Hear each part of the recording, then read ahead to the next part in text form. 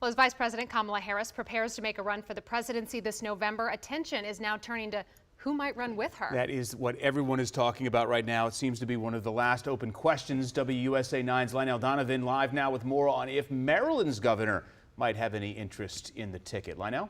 Good afternoon, Simone and Adam. Well, I spoke to the governor of Maryland, Wes Moore, earlier today during an event in downtown D.C. He says the vice president has his full support, but he still has work to do in Maryland. Governor Moore addressed the rumors around a potential vice presidential run while advocating for a more robust job market in the state. He says when the Key Bridge collapsed earlier this year, Harris was one of the first people he talked to, and she promised the White House's full support. Moore says he's been impressed by Harris's leadership while in office, and to even be in the conversation to be her running mate shows that Maryland is on the right track. I think it's humbling because people are paying attention to the work that's happening in Maryland right now, and that we're getting really big things done in our state and getting them done in a bipartisan fashion. I'm going to help and support the vice president to become the next president of the United States in any way that I can.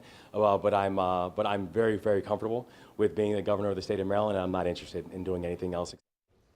Now, as we've been reporting since the news broke, the Democratic National Convention is still weeks away, which means Vice President Harris still has not been officially nominated. But Governor Moore promises that if she is, he'll do what he can to ensure she wins the White House. Back to you. Yeah, he's very likely to have a prominent role at the DNC in August. Lionel, thank you. Now, the vice president's campaign raised nearly $50 million for her presidential run on Sunday. A campaign spokesperson says donations began pouring in after President Biden endorsed Harris. Now, according to the New York Times, before Biden dropped out, donations were averaging less than $20,000 per hour. After Biden's announcement, they spiked to more than $11 million an hour.